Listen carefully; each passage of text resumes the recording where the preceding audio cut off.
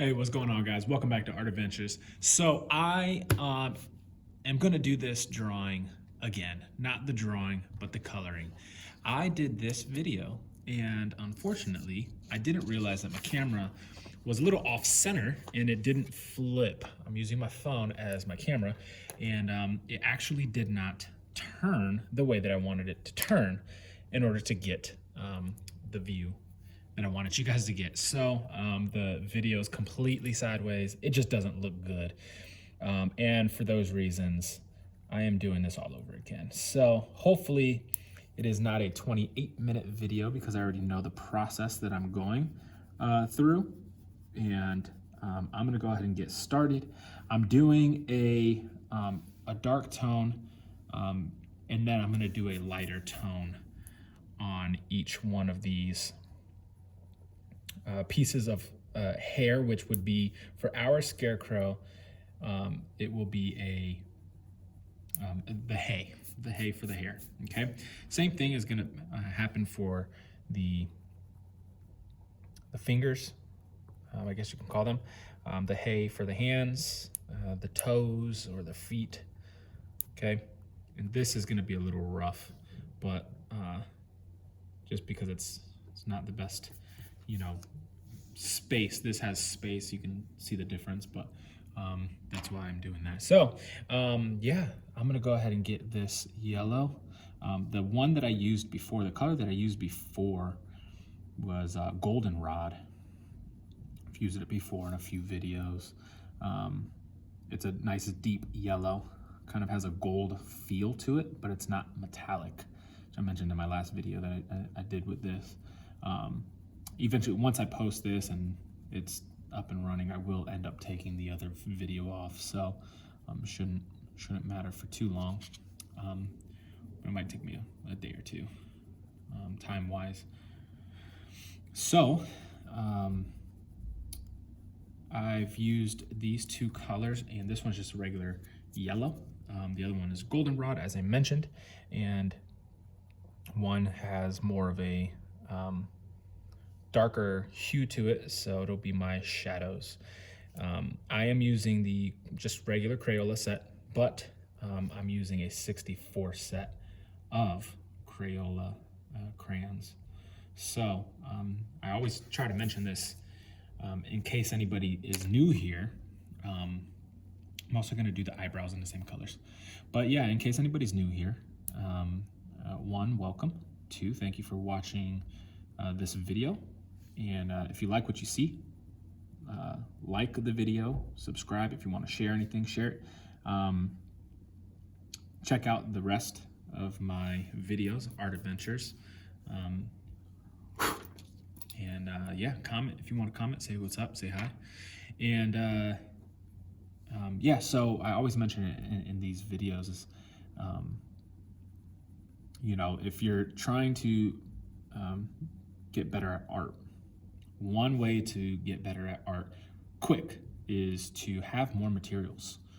That's not going to help your skill, but what it will do is give you a variation of color that normally you would not be able to get on a normal set. So with that being said, I'm going to use my dark tone for my face, and this is tan.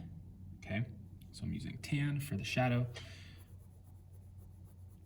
And what I do is I draw this line, this border line, and then I go ahead and I kind of fill in, going with the lines that I either made or that I drew already. So there's that. That's the side of the face, meaning the sun or the light is going to be hitting you from this side. I'm also going to follow the hairline just to give it a little bit of depth, make this yellow pop out just a little bit more to make it seem as if it is in front of the face, not just drawn on top of it, but there's actually some lift to it, some dimension to it.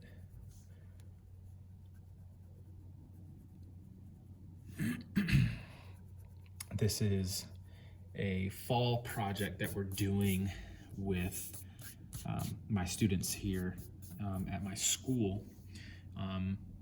The younger kids are just going to color. It's going to be a coloring assignment, just because this is a little difficult for the younger kids. But the older kids, middle school, 6th, 7th, 8th grade, they are going to be drawing this with me in class, watching these videos, and then they're going to color it.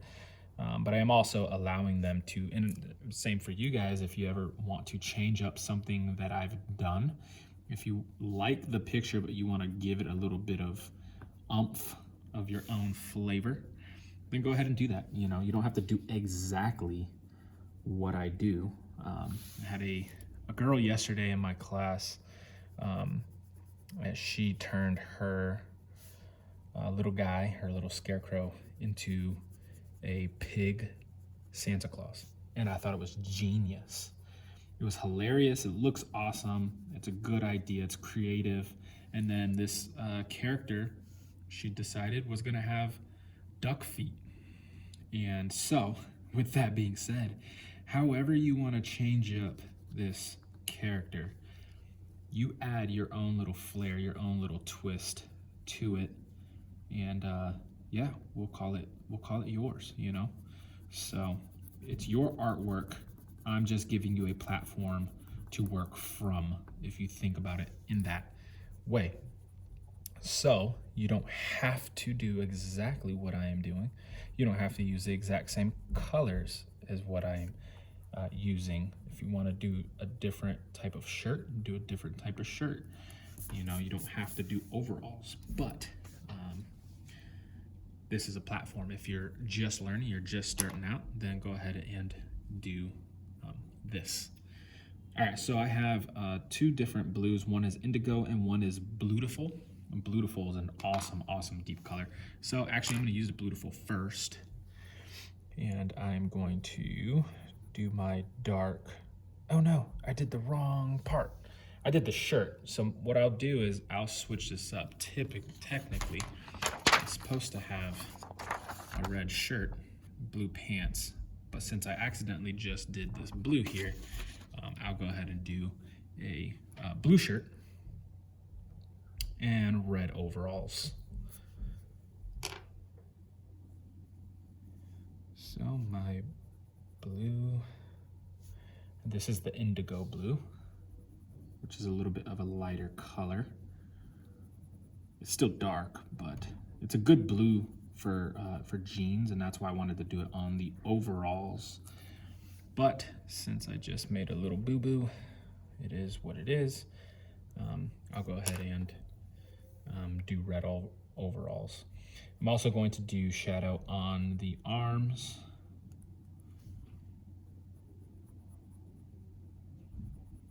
Give that some form, some shape to it. Push it over there so that's not in the way.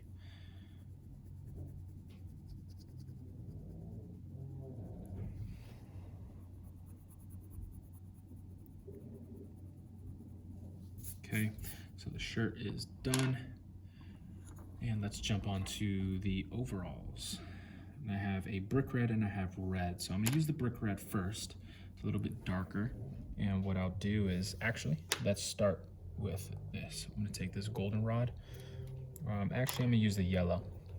I'm gonna do these buttons here, which I typically miss. I always forget to do the buttons of the shirt or the overalls. All right, so brick red. I'm gonna do the shadow part. This is going to be kind of hard to tell the difference between these two. You can see it a little bit better in person, but I know on camera it's not the best for telling the difference of color. So I'm gonna go around this patch. This patch is going to be a brown patch. So I'm not gonna color that in red. And then I also want to get under those legs. Okay, give it some roundness. Alrighty.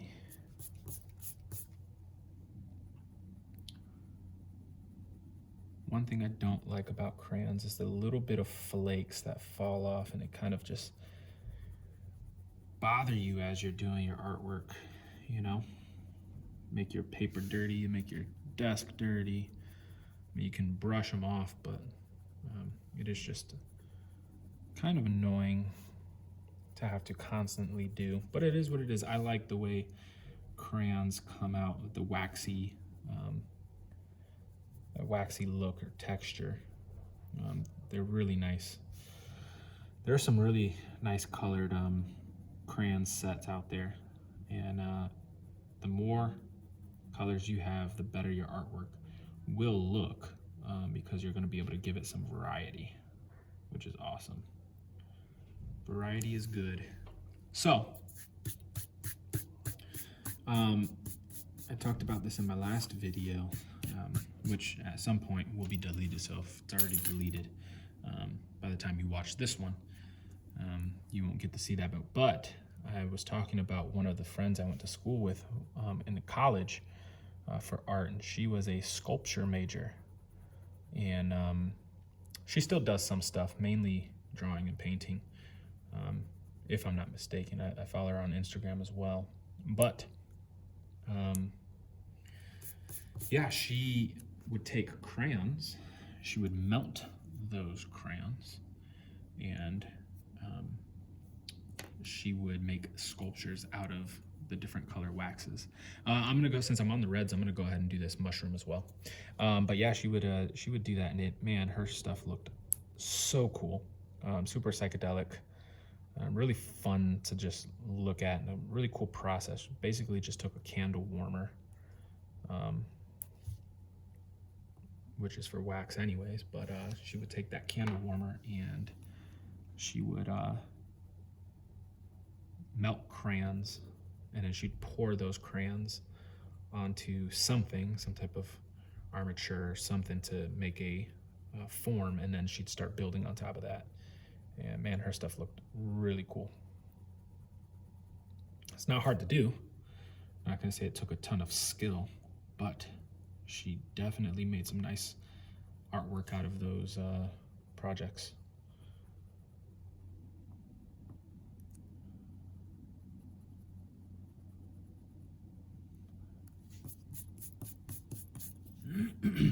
Alrighty, done with the reds.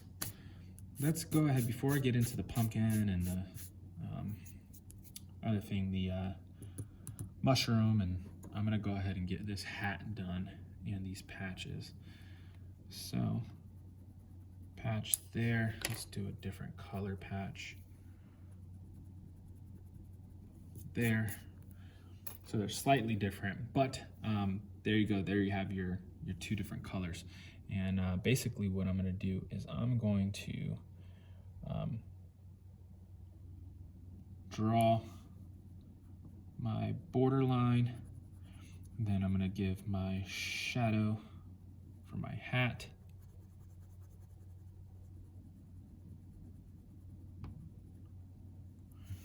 And same thing here.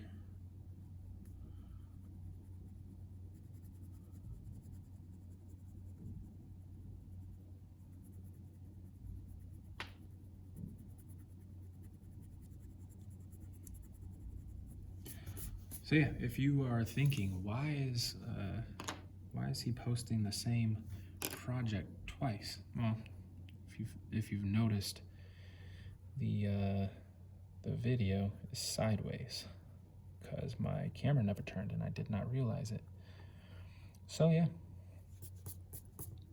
two of the same video. All right, so let's go ahead. So that was just a regular, I was gonna say brown, but it's actually sepia. And then this one is a raw sienna.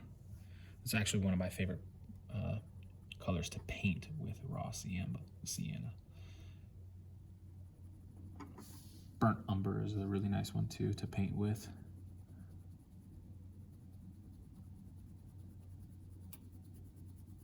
Alrighty.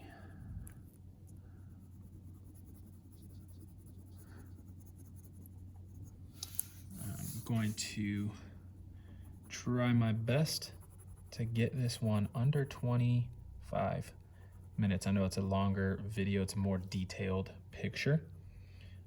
So it's gonna take longer and more amount of time to color, but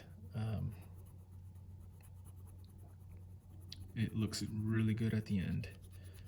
I was actually really happy with this one once I finished coloring it, and took pictures of it, so on and so forth. But man, it definitely is one of my favorite projects that we've done this far this year, as a complete whole picture, you know. Let's get all that residue off, the crayons leave, and go ahead and start working on, let's do the same two colors for the wood before we are done here.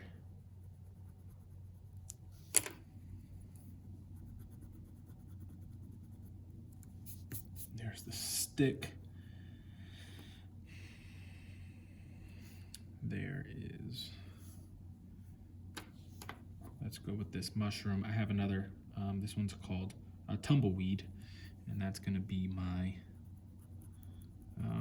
highlight for the mushroom. I'm actually gonna use 3 colors on this, I believe. This actually is gonna be a darker color, just giving it a little quick base. Use this.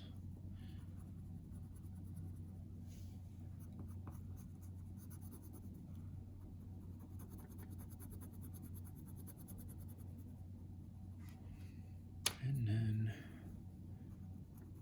that brown. Kind of going over a little bit so it's not such a hard cut off.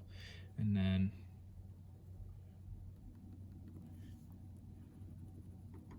doing this spot right here. Not necessarily going around the entire edge. If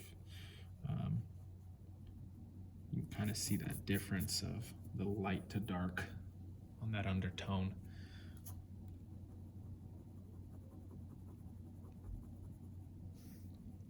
Alrighty, so that is done. I'm gonna go ahead and get this pumpkin out. I've done these pumpkins before with the series of pumpkin heads that I was working on, so we've done this before, and one of my things that I found that I love the most is when I put the yellow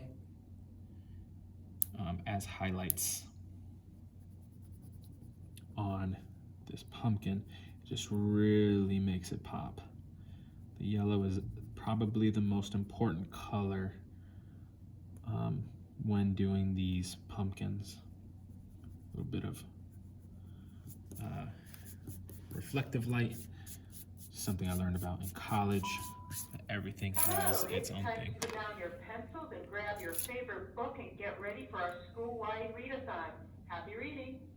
Alrighty, well, that was the second time in a week that I was interrupted by the intercom. I don't have a class right now. This is my break and my planning time, and since this is my assignment, this is my planning. So, I ended up not having a class at this time, but everybody is supposed to be reading, and we're doing a school-wide, what we call a readathon. And that is for 30 minutes or 20 minutes, I think it's 30 minutes. Every class is doing that. So it's a really cool way to promote reading in our school for the month of October. I can't wait for, I don't know if it's in February. I don't know whenever Dr. Seuss's birthday is, but that's typically a really fun week for teachers. People dress up, bring in their favorite Dr. Seuss book. Everybody's reading Dr. Seuss all week. We're drawing, coloring Dr. Seuss pictures. It's really fun week. Alrighty, so there's that. That was a regular orange. This one is red orange. And then I have a scarlet, which is almost like a deep red, but it's got an orange hue to it. So use that one for the shadow.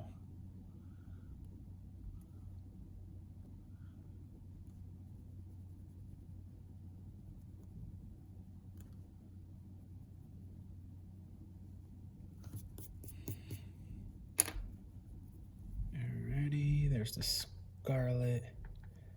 Kind of only place that I really am using it. I'm gonna do a little bit there. Okay, and our final touches for today, we're gonna go ahead and do the green, which is gonna be the grass, and also the color of the stem. That's really gonna make our colors pop a good amount. So let's get that grass done.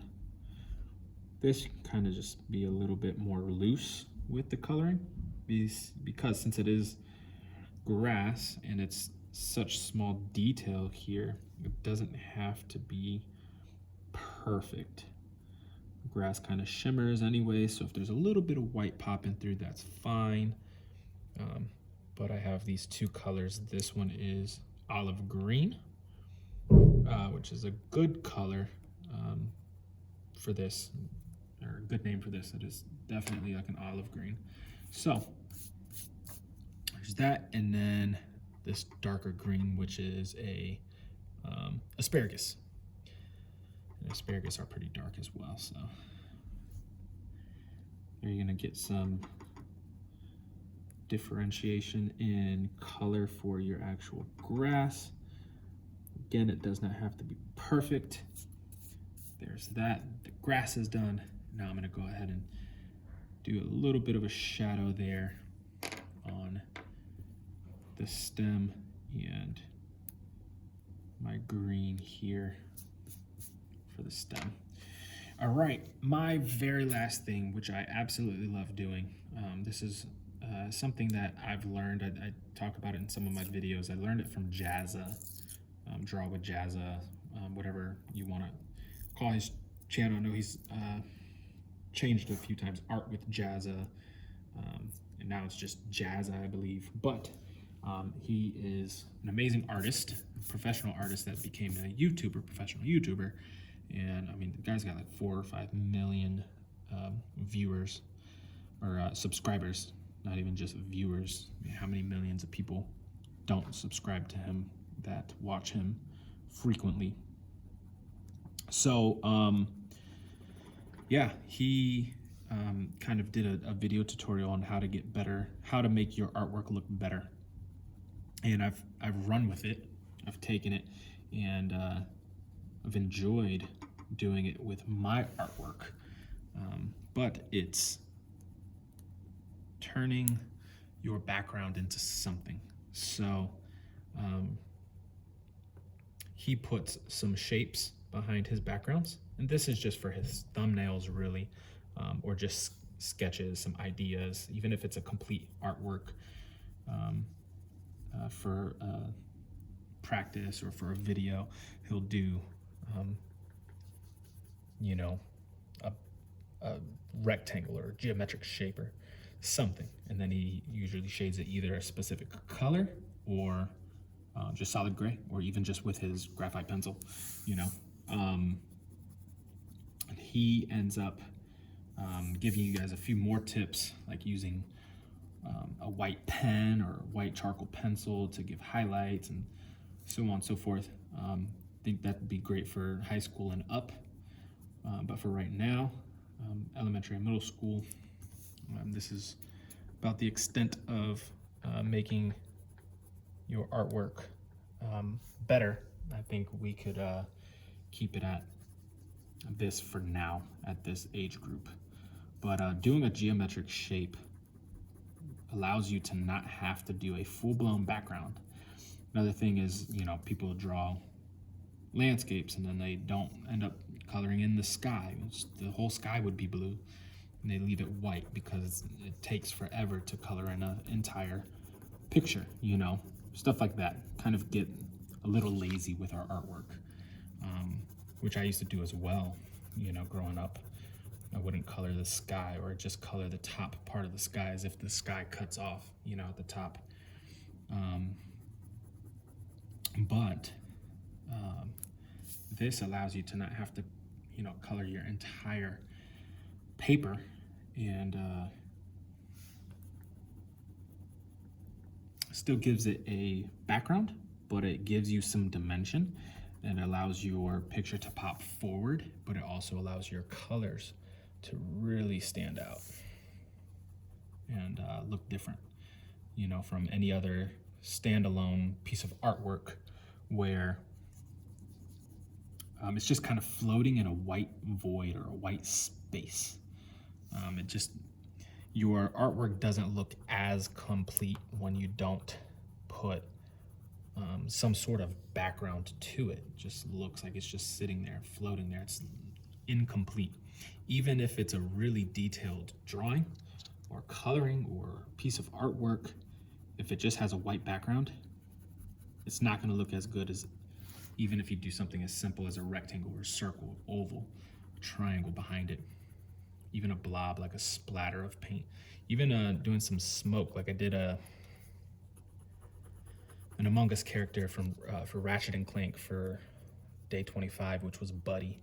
And I put a little shape behind him. I put a circle behind him, colored it in a different color. But I also drew a little bit of smoke under his feet to make it look like action was happening, an action pose was happening, even though he wasn't doing an action pose. Kind of made it seem like something was going down, you know? So little details like that go a long, long way. Well, with that, the second video of this scarecrow is complete. And there's the final product.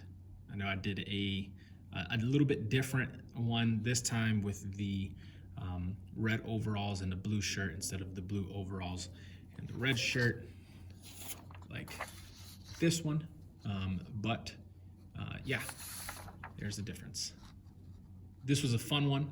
I really enjoy both of these, and I know that the camera is also turned the correct way, so I'm sure you enjoy this video a lot better than the last one. So with that being said, I tried to time myself and get under 25 minutes, 27 minutes, but it is what it is. Have fun, enjoy yourselves, guys. Remember, we're not looking for perfection, we're just trying to have fun and learn. Have a good one, see you guys on the next one. Bye.